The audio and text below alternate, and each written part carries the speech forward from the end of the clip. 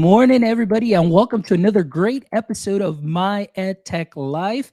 That's right, it's a beautiful Thursday morning here in Texas, and hopefully, it's a beautiful Thursday morning anywhere in the world that you're watching us from. Or if it's already Friday and it's your evening, hopefully, you've had an awesome day. But thank you guys from anywhere in the world that you're watching for joining us today and for always making My EdTech Life what it is today. As you know, our mission, our vision, and our passion is to connect educators and creators one show at a time. And I am excited about today's conversation. I am excited about our guest who is joining us today, whom I am a longtime follower of. Doing some amazing work. He's a podcaster, he's an author, he's an educator, he's a father, and everything else probably in between as well. And he is into everything. And so I'm really excited to talk to David Frangiosa, who's joining us today. David, how are you doing this morning? I'm doing great. Thanks for having me, Fonz. Excellent. Well, I'm thankful again. I know that this show has been in the works for a while, schedule conflicts and all that good stuff, but again, I'm so thankful that we definitely found time to coincide and have this wonderful conversation that really resonates with me. As you see the title, those of you that are watching and joining us, we're going to be talking about going gradeless. When students focus on learning, they achieve great things. And so, hopefully, for a lot of our audience members, listeners that are joining us live, or those that will be catching this episode, you'll definitely take away some great knowledge nuggets that you can go ahead and implement into your practice today. As you know, you're going to hear it here from David and what he's done. So, again, also, I do want to add David is from the Jersey area. So, man, a lot of powerhouses in Jersey, huh, David? Yeah, there's a lot of good things going on here. I think we've learned a lot from people throughout the country because, like, I've connected with you guys in Texas. You, Marty, people up in the Pacific Northwest, and so I think with tech and with all these podcasts, I think we're getting smaller as a community where we're picking up some things that other people are doing, and we're running with them. Excellent. So, yeah, so I'm glad to have you here. Like I said, we do have a lot of mutual friends, and we kind of are connected through the same educators and educator groups. So that's a wonderful thing, like you said. And it just goes to show again the power of those connections on social media and how we can continue to grow and educate ourselves and hearing each other's stories. And of course, just sharpening our skills. So, David, I'm just really excited to just really get down into this conversation. But before, as always, one of my favorite parts is connecting our guests with our audience members. And as you know, I always love to hear that superhero origin story. And sometimes, it surprises me how, people's, roads into education. Some, like I mentioned, are straight and narrow. Others, are very unconventional, and maybe some of them are at a fork in the road moments. But if you can just tell us a little brief background as far as how you got into education and to where you are today. So go ahead, my friend. I'm anxious to Sure. learn. All right. So yeah, I'm one of those unconventional people. Uh yeah, so when you said superhero origin story, first thing that popped into my head was Deadpool. Because for a bunch of reasons. First off, yeah, I don't look at education as like hero work, right? But definitely in the beginning of my career, I was very much a villain.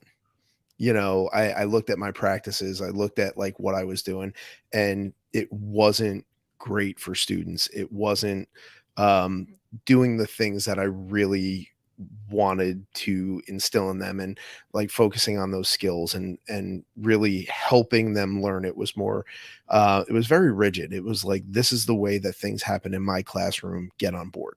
And when I take a step back, I realize how harmful those practices were. And through reflection and through trial and error and through a lot of things that I went through, um, you know, I got better, and like, I'm still flawed. I make mistakes every day, and so, like, you know, I'm striving to focus on learning, to shift the conversations to all about, okay, what do you individually need? How can I best support that? Um, So that's kind of like my evolution from like, villain to flawed, you know, I don't want to use the word hero, but um, that's kind of where I went. And the other reason like that kind of popped into my mind is because, like you said before, I got my hands in everything. I was not always in education. I was a chiropractor before I went into teaching, so that was my background. I did that. I had my own practice for almost 5 years, and then I decided that I didn't like it. I didn't like dealing with the insurance companies and all that kind of stuff. And I had a job offer waiting for me, but I had to go back and get an MBA. So I was like, you know what? I can't do the practice and go back to school. So I had a ton of credits. So I went alternate route. I got a teaching certificate. And I was like, let me do this for 2 years while I get the MBA. And I was going to go into biotech.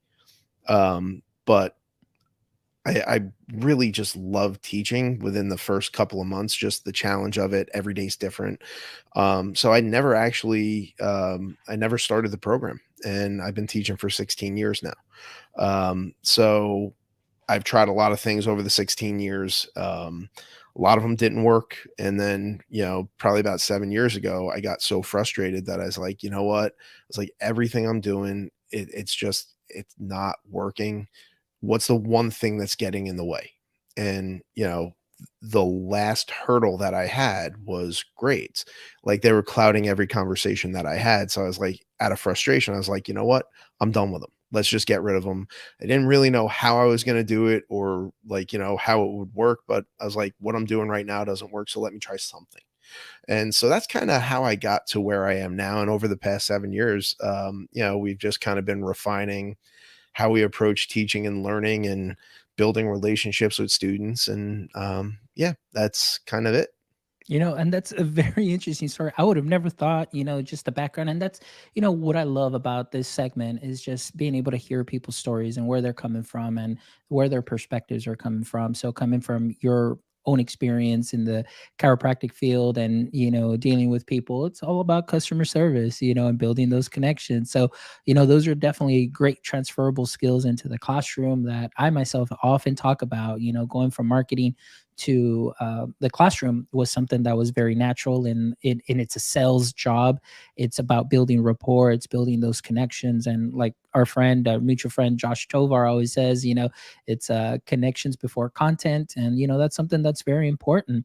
And you were talking a lot about something that obviously it's the title of the show that we're talking about, but it's even something that really resonates with me personally, which is just the grades going gradeless. It can be very overwhelming when you have to do assessment after assessment, the work that you have to do. But at the end of the day, like we were talking about at the beginning of the show in the warm-up chat, sometimes I would have an ominous stack of papers that would accumulate on the corner of my desk from one period to the next till the end of the day, that I could never get to because during my 30-minute break I had to be attending other meetings for IEPs and 504s and do other administrative stuff. And then, at the end of the day, that stack of paper just looks so ominous. And that's the last thing that I want to do. And like I was telling you, at the end of the day, sometimes I just take that huge stack and just say, okay, I'm going to put it in my filing cabinet and I'm going to come back to it. And then as the week progressed, it's like, wow, that drawer looks more ominous. And it's just like, wow. So I'm really curious, as far as, as you came into education, what you saw, what you were doing as far as maybe what was common practice. And like you said, you're kind of, I don't want to say like that villain, but just that person that sees things differently. You said like, how can I make things a lot easier? So tell me about that, transitioning into your first year and kind of going into, well, this is the way it's always been done, till now, that shift in your mindset too as well. Sure. So I guess to do that, I have to kind of talk a little bit about the alternate route program, which they've altered since I've gone through it. So um, with my background, I have probably 300 to 400 science credits.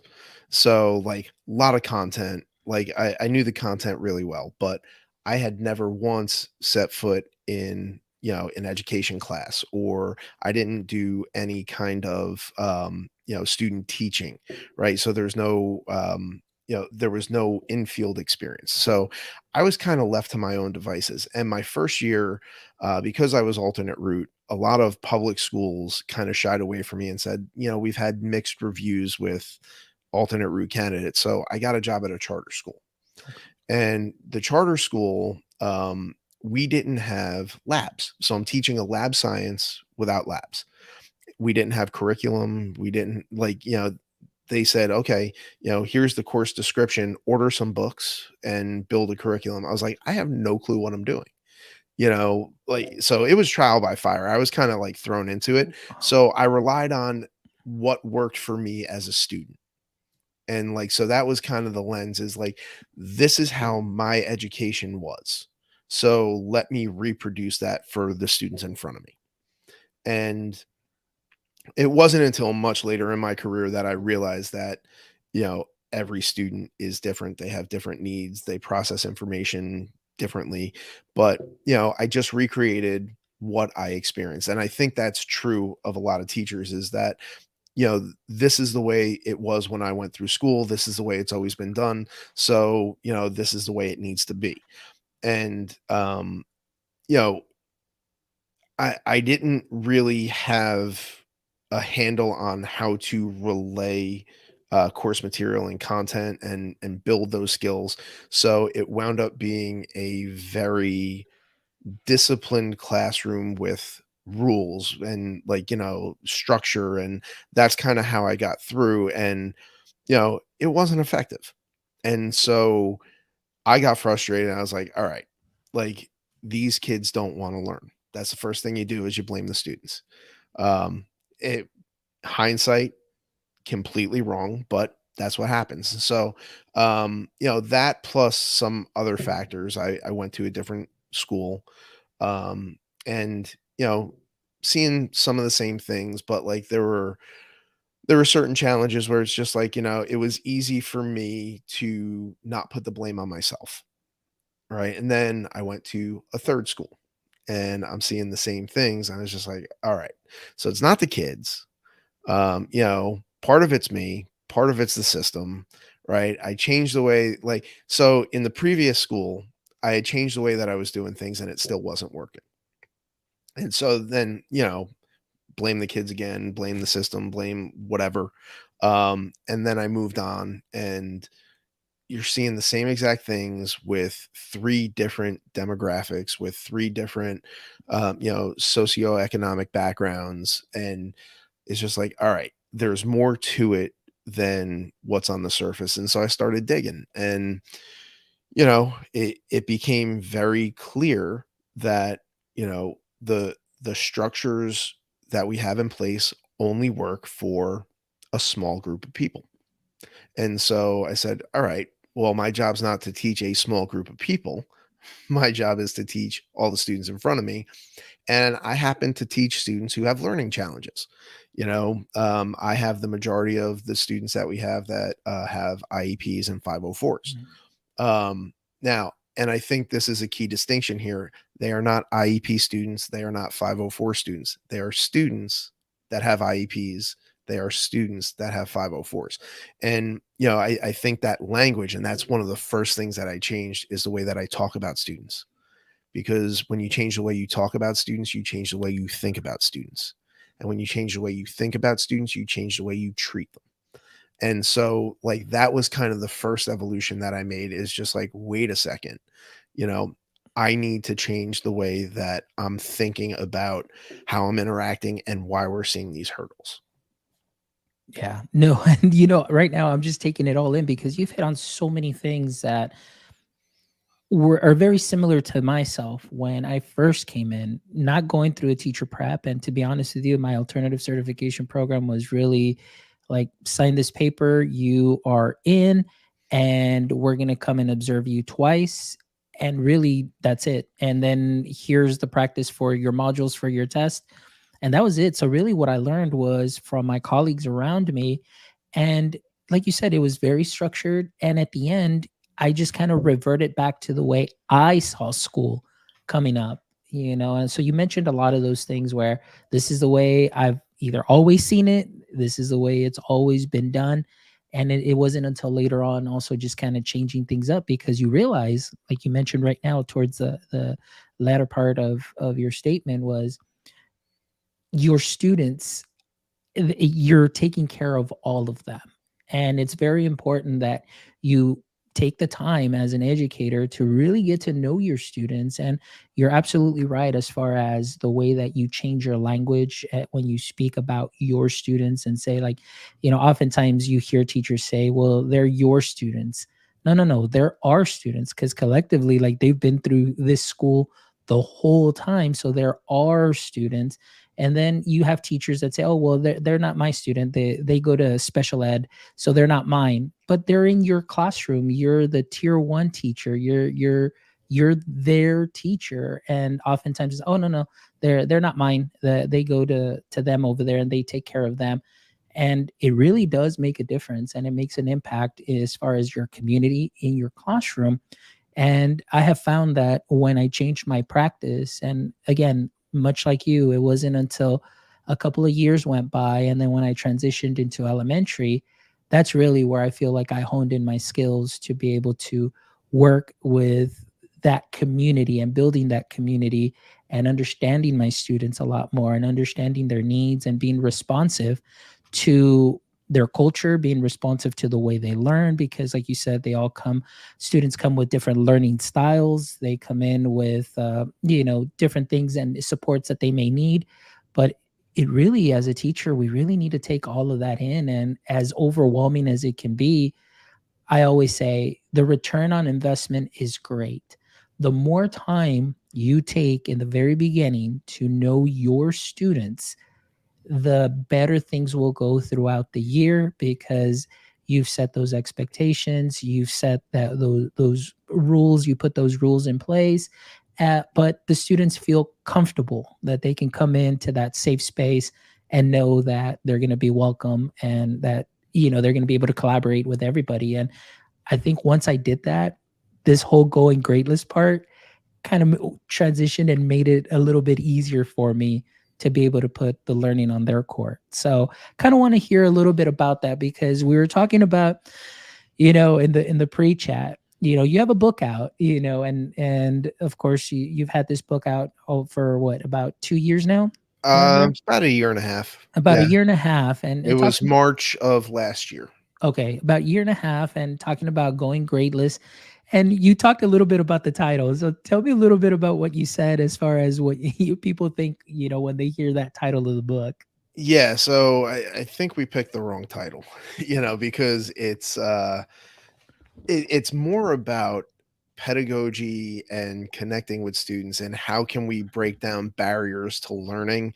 And the grades were just they were the last obstacle that I had in that journey. So when I say going gradeless, people think that, like, we got to tear down everything we do and do things totally different, and it's a system that has no rules, no accountability. It's they look at it as a free for all, and it's not. So if you dive into the book, it's highly structured. It's accountability, but the accountability is shifted, and it's more based around feedback and understanding, and, like, you know being better tomorrow than we were today, that incremental improvement over time.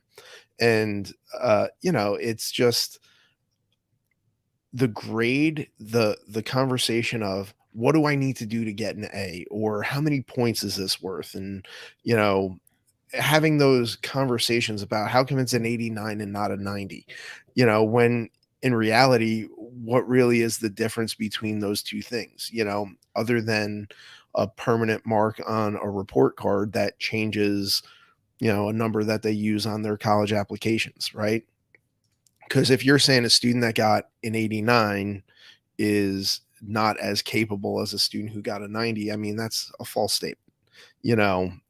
So, like, all those little things started playing in, and when we stopped arguing about grades and points and collecting and all that kind of stuff. And we got to talk about learning and, well, okay, what about this was challenging? All right. What can you do on your own and where do you need my support? What practice can you do independently? What practice needs to be guided? And so the conversations just started to change. So, like, yeah, the book is going gradeless, and a lot of people have a problem with that because they're just like, yeah, but at the end of the year you have to put a grade. That's true. However, when we put a grade, it's after all of the learning has transpired.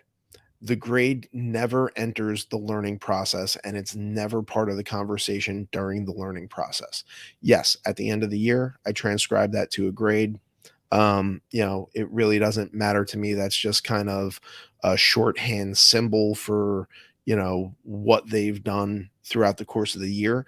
But when I define gradeless means that um, that never enters the discussion during the learning process, right? We can reflect and see, okay, oh, after this amount of time, how well did you achieve these really arbitrary goals that we set forth at the beginning?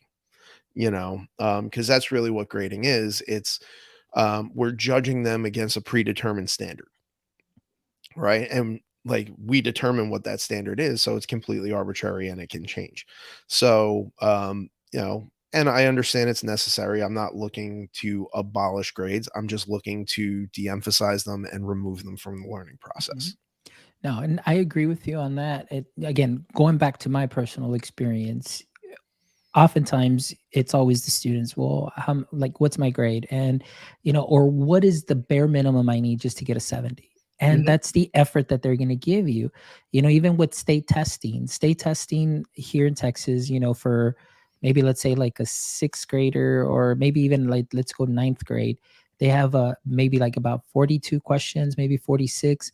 You only need 21 to pass. So a lot of the students are like, well, I'm just going to shoot for the bare minimum just because I just want to get this over with and I don't want to take this anymore and I want to graduate. So I think that because of the emphasis on grades, it's like, okay, that's the first thing they talk about. How much is this worth? Am I going to get 100? Why didn't I get this or the 95?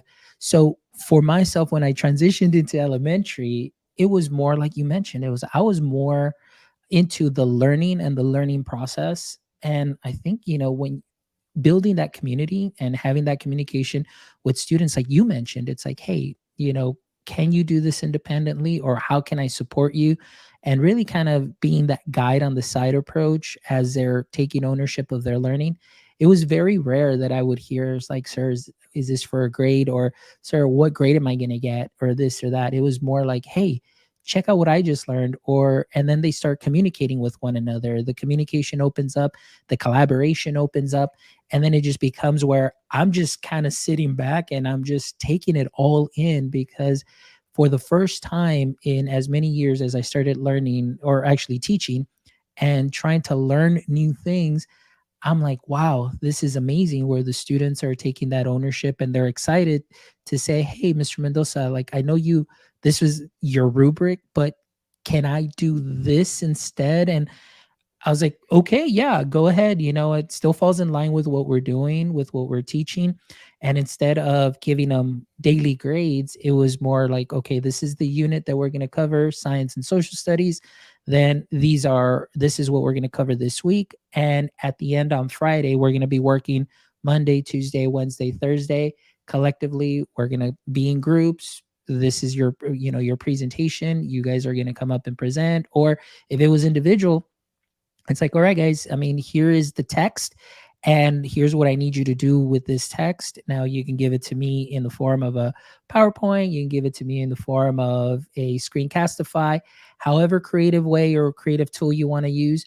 But it allowed me to have, number one, documentation that learning was taking place.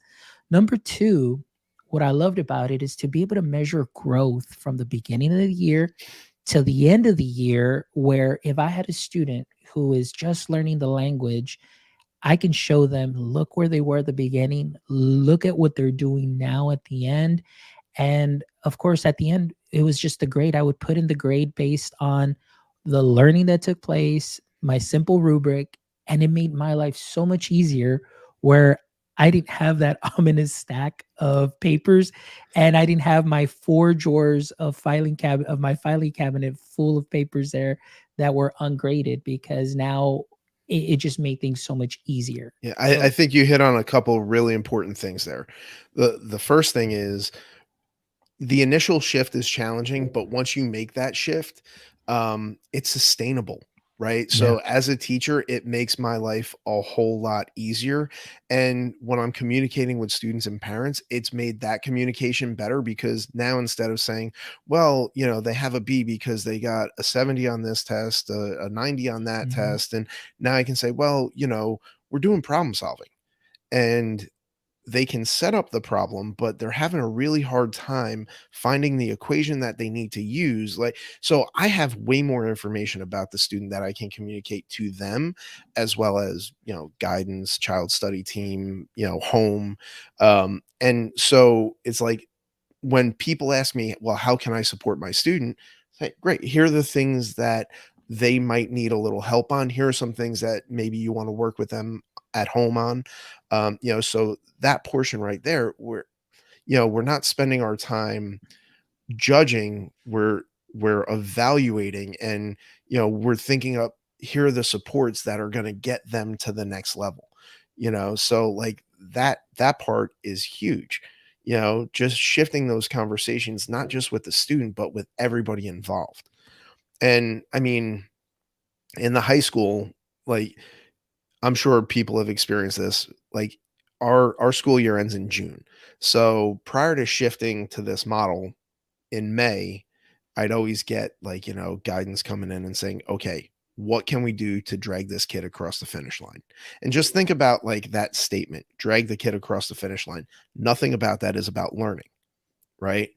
And so now I can tell you in October, November, here are the things that this student is having trouble with now. Let's put some supports in place so that we can actually close that gap, right? Provide that skill and give them the best chance at success moving forward. Now, the majority of times it works well. Sometimes, unfortunately, students make choices where it's just like, okay, you don't want to engage in the practice, you don't want the help that's being offered, and that's their choice, and we Mm. have different discussions at that point. But everything's a discussion. So, you know, when you talk about relationships, I think people also have the misconception that relationships is we're going to be buddy buddy. It's like, it's not, oh, hey, Fonz, like, Mhm. great job, and like, you're my best friend, call me after school. Like, it's not that. It's just when we talk about relationships, we're talking about actually knowing the student, knowing what that student needs and how they best respond, right? So I don't typically have any challenges with people who have exhibited behavioral outbursts in school, because I communicate with them on a different level. you know it's just, I understand, like, you know we have a conversation. It's not yelling at them. It's like, all right, why'd you choose to do that? Like, what was the point? Can you just tell me what you hope to accomplish by taking that action you know And, we'll talk about why that's not appropriate. We'll talk about all those things, but, it's not punitive. It's conversations. They make Yeah. choices. We have conversations, and then say, next time you're in this situation, try and make a different choice. When we talk about relationships, I mean, that's what we're talking about. Like, they need to know that they're seen, they're valued, and you understand them, right? Not that you're their best friend. Yeah. No, I agree with you on that. And, you know, that I just loved it. Like the last 4 years of me in the classroom was really much like you're saying. And a couple of things that you hit on that I feel that were so valuable that I learned was when you actually get to know the student and you go before, let's say that that student had some supports and you have to go into a meeting and say, okay, this is what the student has as far as a 504 or an IEP. Oftentimes, we're teamed up and some teachers come in, they're like, well, these are the last grades that they had, And then I would come in and I'd say, well, this is what I'm noticing and this is what I'm seeing. And here's the artifact. And I can go that specific to say, hey, you know what? Although they may not be understanding this concept, in that class, in my class, this is what I see that they're doing, and getting very specific and granular to what the student may need. And at the end, it was like, oh, okay, because oftentimes, like you said, it's very important to be able to communicate with all your stakeholders how your students are doing, and especially with parents. Yes. Parents are like, well, this is what they got on the last tests, and that's it. Well, really, but what when they get when I would get a phone call and say, well, what specifically? Oh, like you described. Well, it's this concept. They're able to do this, but this is the little part where they're lacking. And oftentimes it could be a misconception that they had. And as a teacher, upon reflecting, say, okay, you know what? This was on me, but I don't have to reteach it to all 30 students.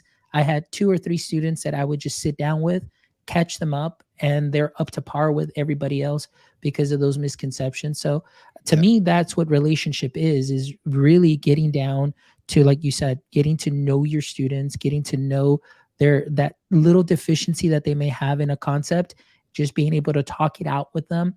But like you said, oftentimes it's, oh, hey, buddy, this and that. No, it's within the classroom. And I found it to be so useful and so great. And it just made my job a lot easier. Sure. Yeah, so I mean, I guess I should probably talk about how I structure the class so that Yes. it allows this to happen. So there is structure, and you talk about rubrics, and I started with rubrics, but I found them to be limiting, right? I found them to be check boxes, and I was getting like 24 of the same thing, and but I do like that structure. I've seen single point rubrics been brought up, but when you're talking about students who need a little more support and guidance, I think it falls flat of telling them what happens, like how do they get to that proficiency? So, we took a lot of this information. We have the structure of a rubric, but now we have learning progressions. All right. So, the language that we use is not enough evidence, beginning, developing, proficient, advanced, and expert. And so there's a progression through skills. Content is the vehicle through which we do this. And we have a very set structure. Any content that we do, I don't care what you're talking about. If you're a baseball fan and you don't know the rules or terminology of baseball, like you can't have a conversation with somebody, right? If I were to be on the set of a play and they're giving me stage directions, I'd be completely lost because I don't know that language. So we start every unit with what we call our foundational understandings, and those are all the things that you're going to need to know in order to have a conversation about this topic. So we go from that to we call the narrative representations of the concept. Then we go to pictorial representations. Then we go to graphical, and then we go to mathematical. And we cycle through, it's that same kind of loop for everything that we do. Now, at the beginning of the year, we're just trying to get foundational skills. So we broke it up based on the NGSS science practices. So there are things like asking questions, solving problems, engineering design, um, you know, experimental design, data analysis, things like that. So we have all of these learning progressions in these skills, and the content, whatever content you're studying, it fits into that. So rather than redoing and going back, we reassess with each unit and say, okay, um, you know, this is the level that we're focusing on now.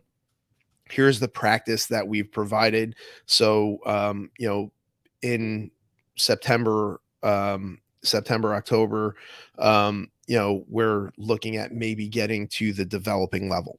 And then in that skill, when we're in January, February, we're looking at getting to the proficient level. And then not until the end of the year are we looking to get to advanced. And that expert level is maybe for like an honors or an AP course. So we use the same structure throughout all levels of our physics classes because physics is physics, it doesn't change, right? So the level that we're looking for at a certain point in the year, um, based on the practice that's provided, we can now provide feedback, and it's step by step.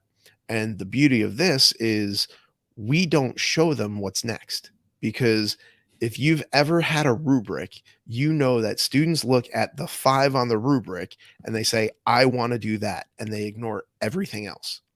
So if our target is developing, that's all they see. They see beginning and developing with proficient and everything higher completely blacked out.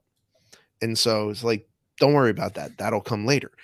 But knowing what's next, the students who are ready for that, I can coach them to those next levels without that being the requirement of the course or the expectation of the course at that time.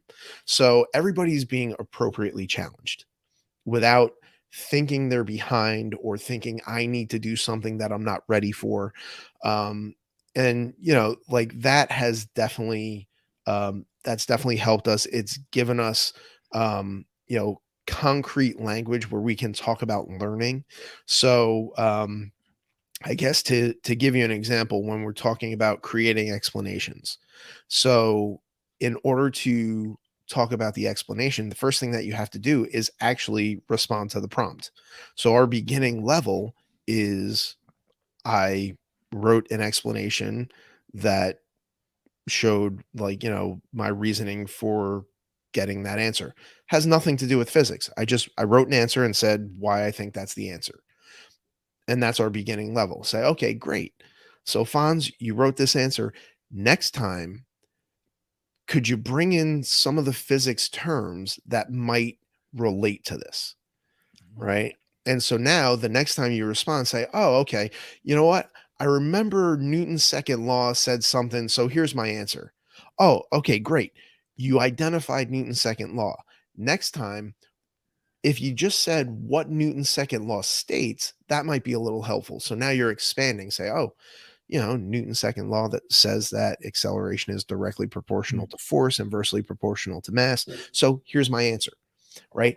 And we're kind of guiding them through this progression. And for some students, it's quick, right? For other students, it takes a little longer, but it doesn't matter, right? It's still that progression. We can identify where each individual student is in that progression and give them the feedback to get them to their next developmental level.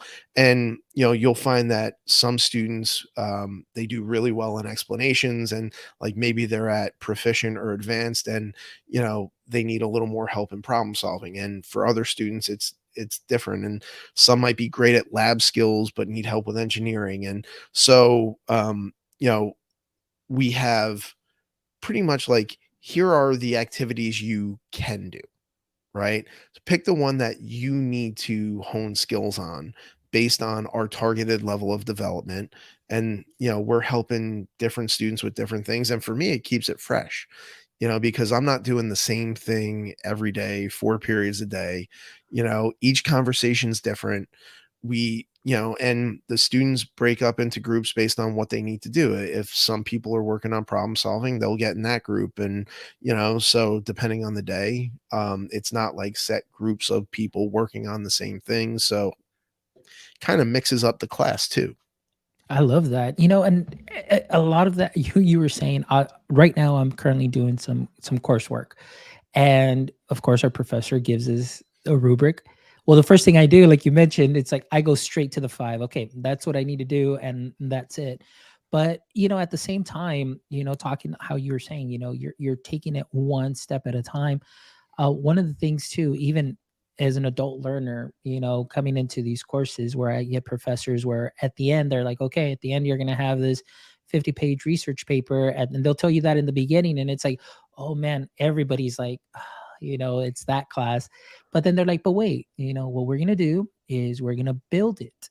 So each course or each time that you come in, we're doing one piece and so on, because I love that model, because what you were saying, when you're working with a student where they may be able to write just a little bit of the concept, and then you're working with them and saying, okay, maybe next time add this. they're building up their knowledge, they're building up the vocabulary, they're doing so much. And so it really reminded me of a professor that I have, that this is what we do and this is a way we're going to go ahead and build your paper. So at the end, you don't even worry about the rubric. You should all already be at a 5, because I'm giving you that feedback and doing all of that. And so I love that structure, the way that you do it. And again, like you said, I can see why people can say, oh, Gradeless, oh no, forget it. Like, I don't Yeah. even want to listen to this. But there is structure, there is a Sure. method, and I absolutely love that. And I thank Yeah. you so much for really breaking that down, so people can have a greater understanding of that. Thanks. And so in my mind, the worst thing that you can say to a student is no, or that's wrong, because the instant they hear that, they shut down. And, we found a way where they're never wrong. You know, maybe the answer isn't the best answer, but like it's okay, what can we do to modify this answer so that it better addresses the question that was asked? And so we try not to just shut them down and say, nope, you're wrong. Here's the right answer, because like with this structure, it's like, okay, great. Here's where you're at. Here's what you can add to advance. And that was one of the biggest changes, because like I said before, I teach a lot of our students that have IEPs and 504s, and they're so used to being wrong. Then you say, oh, okay, great. Great answer. Here's how we can make it even better. They're just like, oh, wait, I did something good, and they want to do more good. And like, so it's just, it's worked for me, and we've, I wouldn't say we've scaled it, but like, it's definitely, there are other people using this model that it's worked for. I wish there were more, but it's definitely a lot of upfront work, but it's totally worth it. No, definitely. And I agree with you. I love it. I love the concept. And, to me, it just seems something so natural to me. But again, much like you, I'm one of those that it always likes to go against the grain. But at the same time, if I see that it's going to be something that's going to build up my student, and it's not so much like, oh, I just don't want a grade. No, no, no. It's about the learning. And like you said, just breaking down those barriers, where instead of the student coming in saying, like, hey, what do I need to do just to get a 70? It's more like, hey, what do I get to do today? Or what do I get to build on from yesterday and build up to for my final product? And they get excited. And that collaborative aspect, the communication between teacher and student, the communication between teacher and, of course, your admin and the parents, knowing full well in detail what that particular student may need, and having a nice explanation other than, well, these were their last 5 grades on their quiz and that's why they're here. Okay, but what could they do better? Oh, well, they just need to do better on the exams, and that'll be it. I've Study seen more, it. work Yeah, harder. study more, work harder, and not really dialing in on what the student really needs. And I want to give a shout out to some of the, our friends that are joining us live. We've got John Woodward from Texas. So John might be hitting you up, David, to maybe be Okay. on his podcast, because he's a podcaster too. Thank you, Lois, also for joining us, another fellow educator from the Jersey area. So thank you. And we've got Sherry Fleischer, who's joining us on LinkedIn, and we've got Mel, who LinkedIn or logged in from Colombia as well, and Samantha Schaffner also for joining us. So thank you so much for joining us and contributing to the conversation today. And David, thank you so much. This has been a wonderful time, and getting to know you more, your style, and really knowing a lot more about what you're doing and the concept of your book and the structure that there is. So guys, please make sure that you do pick up a copy of David's book. And David, please let us know where it is that, number one, our audience members can go ahead and get a copy of your book, and number two, how our audience members can connect with you. Sure. So you can get the book on Amazon. It's Going Gradeless, Shifting the Focus to Student Learning. Um, I'm on Twitter. That's probably the best place to find me. I'm not huge into social media. Twitter is the only one that I can really handle. I can't do more than one. I do have a blog at reimagineschools.com. And I have a podcast which you can also find there or wherever you get your podcast, is called From Earning to Learning. And the way we got that title was trying to shift the focus from earning points and grades to true learning. So that's kind of why I titled it that. But I will be at the Teach Better conference in Ohio in October. So I'll be speaking there as well. I spoke at NSTA and, doing some conferences. So um, if you're ever running through Jersey, drop me a message. I'd be happy to talk to you. Excellent. Well, thank you so much, David. I really appreciate your time. And I did put some of those links up here. And of course, they'll be in the show notes as well. So make sure you pick up David's book. Make sure you check him out on the podcast. Follow him on social media as well, as he does do a lot of collaborative work also with other educators and other, he does a lot of podcasting. And just reach out to him if you ever have any questions. That's what we're here for. And that's the whole purpose of the show, is just to connect educators and creators one show at a time. So, David, now we're down to my favorite segment too, as well, which is the last three questions that I love to ask all my guests. So, hopefully, you're ready for this one. So, here we go. Question number one: in the current state of education, what would you say is your current edu kryptonite?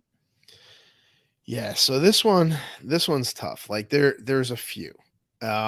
So I think right now all of the outside stuff that has nothing to do with education that's leaking into schools um is really reducing focus.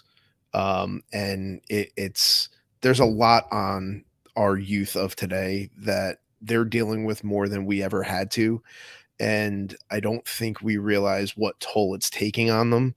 And so that's making things a little more challenging.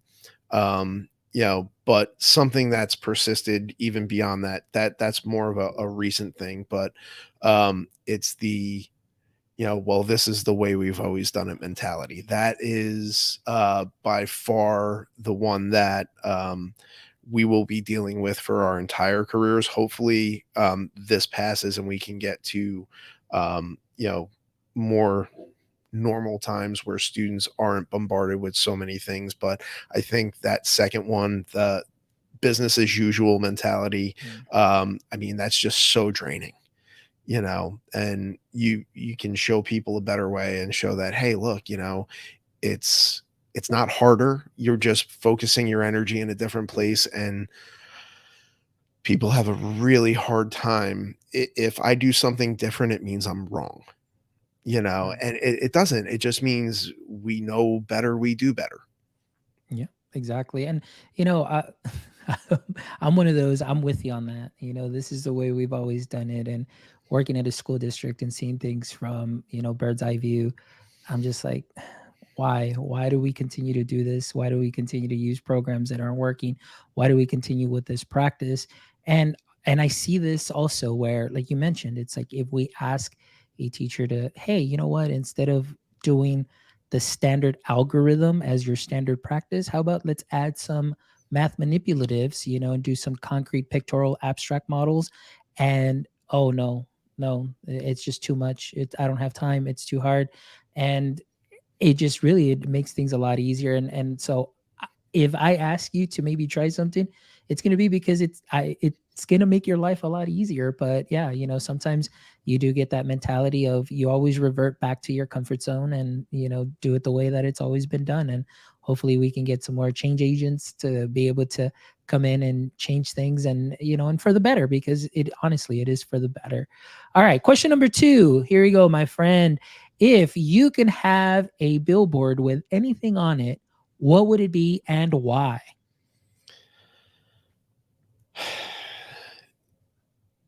Trust students to know what's best for them. I like that. And the reason for that is we tend to impose our views, but we're seeing students for a very small portion of the day, and what they're presenting to you is what they've kind of figured out you want to see. So you're not like, yeah, and part of that is, building relationships, and we can get past that, but like they're presenting a piece of who they are. They're not presenting, you know, their whole self. And so, they know better what they need than we do. And so just be there to kind of provide that. Excellent. Good one. Good one. Love it. And the last question, David, I know you're a podcaster. Yep. So let's say I was either on one of your podcasts that you do, 'cause I know you collaborate with so many, but let's say that this was your show this morning and you had one question for me. What would your question be?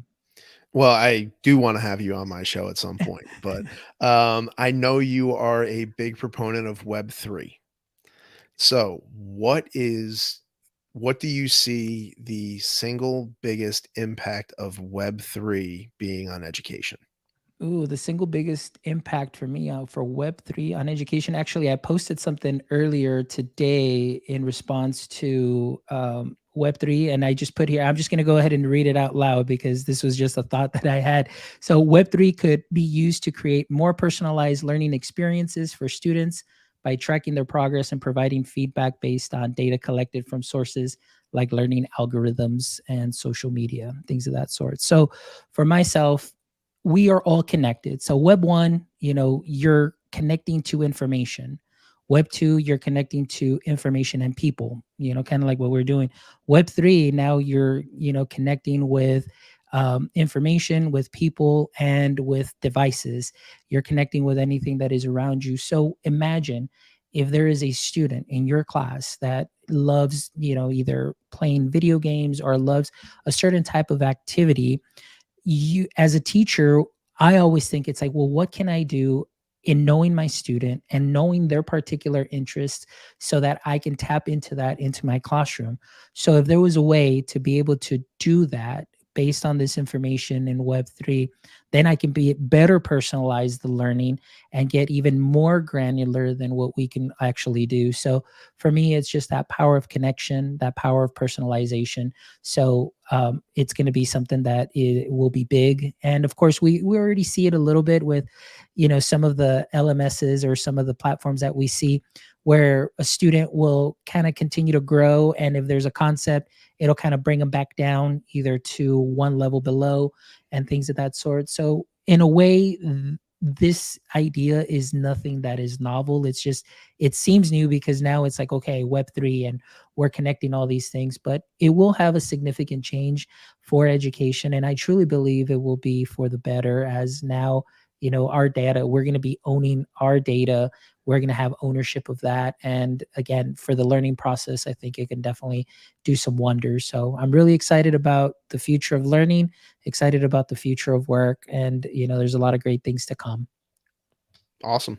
Awesome. All right. Well, thank you, David. I appreciate your time. Thank you so much, as always, for really making my morning and just filling my bucket today with everything that I learned today. And for all our audience members as well, as they took a little bit of, or actually a lot of knowledge today, as far as, hey, going gradeless just doesn't mean like, hey, you just randomly give grades. No, I mean, there is a structure, there is a method to it. And I promise you, if you read this book, and you add and sprinkle a little bit of this into your current practice, you'll see that there'll be definitely be a change. And it's a wonderful welcome change, because you're going to see the way like David mentioned, breaking down those walls and barriers as far as grading and the learning. So when you actually when the students focus on the learning, it's going to be great to see what they're actually going to be able to accomplish. So thank you, David, as always. And for all of you that are watching and listening, or are going to be catching us on the replay, thank you as always for making my EdTech life what it is today.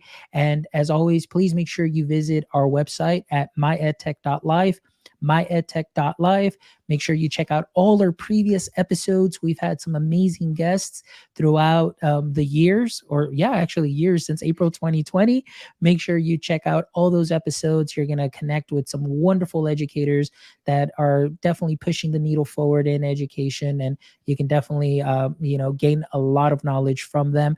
And also, please make sure you stop by our store as well. Support the show. We've got some great shirts for men, women, all sizes, all shapes, anything. We've got you covered, and it'd be a great way to support the show. And please also connect with us, on all social media at My EdTech Life. Reach out to us as well if you ever have any questions or any help with anything. Connect with us, and if we can't get the answer for you, we'll definitely connect you with somebody that can. And thank you so much for everything. Next week, we're going to have a wonderful lineup as well. Even though I'm on vacation, podcasting is a way that I recharge my batteries as well. So look forward to those shows that will be coming up next week. But as always, my friends, until next time, don't forget right there, stay techie.